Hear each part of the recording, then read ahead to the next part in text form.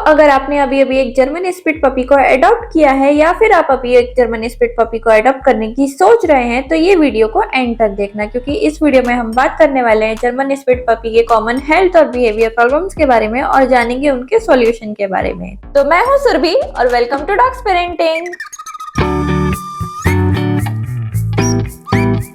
German spitz शुरू से ही काफी हैप्पी और एक्टिव डॉग होते हैं, पर इनके स्मॉल साइज होने की वजह से कई बार ओवर एक्टिवनेस भी प्रॉब्लम का कारण बन सकती है, स्पेशली जर्मन स्पिट पपीज में। जर्मन स्पिट के नीज और जॉइंट काफी नाजुक होते हैं, जिसकी वजह से छोटे पपीज को बहुत ज्यादा हैवी एक्टिविटी कराना नुकसानदायक हो सकता है, जैसे कि स्टेयर्स चढ़ाना या फिर जंपिंग कराना।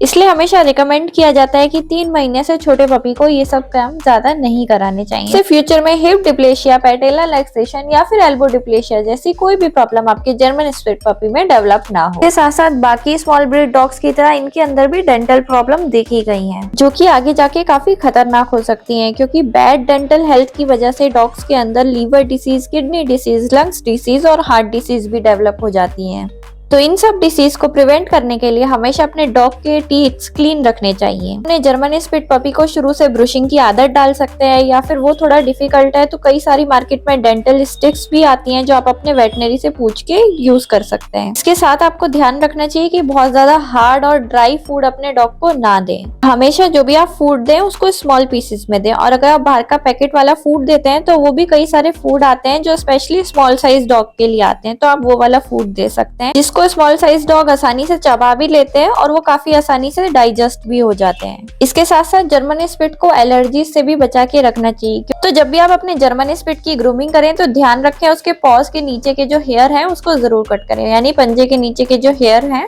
उसको जरूर कट करें, क्योंकि उसमें इजीली बैक्टीरिया वगैरह चिपक जाते हैं और मोस्टली डॉग्स जो होते हैं अपने पॉज को चाटते रहते हैं, क्योंकि वो क्लीन रखना चाहते हैं अपने पॉज को, और उसमें स्वेटिंग भी होती है, इसलिए उसमें काफी इजीली बैक्टीरिया चिपक जाता है। इसके साथ साथ ध्यान रखें कि टाइम से अपने जर्मन स्पिट के नेल्स को ट्रिम करते रहें, यानी कट करते रहें, और इनके ईयर्स और आईज को क्लीन करना कभी भी ना भूलें, स्पेशली रेनी सीजन में जब ऐसे बैक्टीरियल और वायरल इन्फेक्शन काफी ज्यादा कॉमन होते हैं। इनके आईज और ईयर्स को आप बड़े आसानी से कॉटन से या कॉटन के किसी भी कपड़े से क्लीन कर सकते हैं। हल्के से गुनगुने पानी में भिगोएं और इजीली इनके जो टीयर स्ट्रेन है उसको क्लीन कर दें, और ईयर्स को भी उसी से क्लीन कर दें, और फिर ड्राई कपड़े से जरूर पोंछ दें। लेकिन एक बात का ध्यान रखें, अगर आप नोटिस करें कि आपके जर्मन स्पिट पपी या डॉग के बहुत ज्यादा टीयर्स आ रहे हैं और उसके साथ साथ उसकी आईज से कुछ येलोइश या ग्रीनिश डिस्चार्ज आ रहा है जो कि स्टिकी सा है,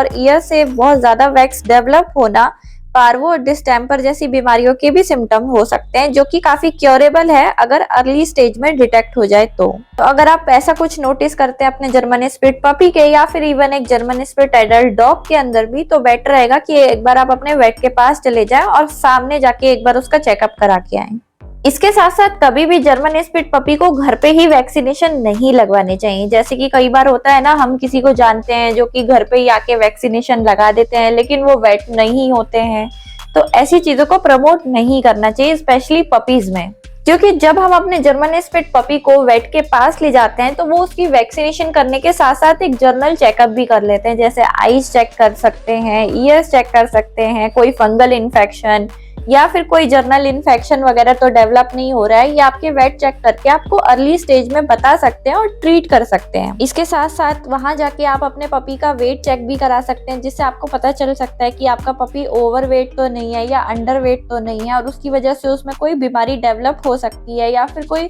न्यूट्रिशन डेफिशिएंसी वगैरह डेवलप हो सकती है, तो उसको अर्ली स्टेज में ही रोका जा सकता है या फिर उसको प्रिवेंट किया जा सकता है। ये सब चीजें आप घर पे नहीं कर सकते। आप वैक्सीनेशन तो लगवा लेंगे लेकिन आपका हेल्थ चेकअप जो रूटीन चेकअप नहीं हो पाएगा, जो कि बहुत ज्यादा जरूरी होता है। इन्हें बहुत ज्यादा गर्मी में भी बाहर खिलाने नहीं ले जाना चाहिए, और बहुत ज्यादा सर्दी में विदाउट स्वेटर वगैरह के भी नहीं ले जाना चाहिए। वैसे तो जर्मन स्पिट एक काफी स्ट्रॉन्ग डॉग होता है, लेकिन फिर भी कई बार सर्दी में इनके पपीज को इजीली सर्दी वगैरह लग सकती है, और एक नॉर्मल जर्मन स्पिट, इवन एक एडल्ट जर्मन स्पिट को भी इजीली हीट स्ट्रोक वगैरह हो सकता है, इसलिए बहुत ज्यादा गर्मी में बाहर नहीं लेके जाना। और क्योंकि German spit herding dog group को बिलोंग करते हैं और ये बहुत अच्छे वॉच डॉग भी होते हैं, इस वजह से कई बार इनमें थोड़ा सा बॉसीपन भी आ जाता है दूसरे पेट्स को लेके या बच्चों को लेके, और स्ट्रेंजर से ये बिल्कुल भी फ्रेंडली नहीं होते हैं। इसलिए ध्यान रखें कि इनके अर्ली सोशलाइजेशन पे जरूर ध्यान दें, जिससे इनमें ये सब चीजें डेवलप ना हो। और जर्मन स्पिट बहुत ही ज्यादा लविंग और लॉयल होते हैं और अपने पेट पेरेंट्स को ये बहुत ही ज्यादा प्यार करते हैं और उनको अकेला बिल्कुल भी छोड़ना पसंद नहीं करते। हमेशा अपने पेट पेरेंट के आगे पीछे चलते रहते हैं ये, मतलब जहाँ वो जाएंगे वहीं पे ये जाएंगे।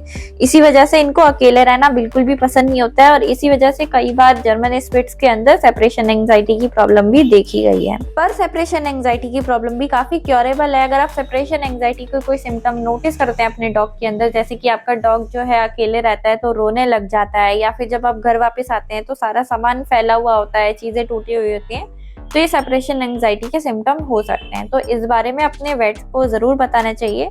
तो वो आपको रिकमेंड करेंगे कि आपको किसी ट्रेनर की जरूरत है या बिहेवियरिस्ट की जरूरत है या फिर क्या करना चाहिए। जर्मन स्पिट्स जो होते हैं काफी ज्यादा हेल्दी डॉग होते हैं और ये सब जो भी प्रॉब्लम है ये काफी कॉमन प्रॉब्लम्स हैं जो कि काफी प्रिवेंटेबल है और सभी प्रॉब्लम क्योरेबल प्रॉब्लम है, कोई भी वैसी परमानेंट प्रॉब्लम नहीं है। बस ध्यान रखें कि इनको प्रॉपर न्यूट्रिशनल डाइट दें और टाइम से इनकी एक्सरसाइज कराते रहें, वो सबसे ज्यादा जरूरी है। बहुत ओवर नहीं कराना पपी के अंदर, लेकिन जब ये बड़े हो जाएं तो इनको प्रॉपर वॉक और प्लेइंग टाइम पूरा मिलना चाहिए। तो हमारी आज की वीडियो होप कि आप लोगों को अच्छी लगी हो, हेल्पफुल लगी हो, तो लाइक शेयर सब्सक्राइब जरूर कर देना। कोई चीज समझ ना आई हो या फिर आपको कोई सजेशन देना हो या कोई चीज पूछनी हो तो कमेंट सेक्शन में जाके कमेंट कर देना।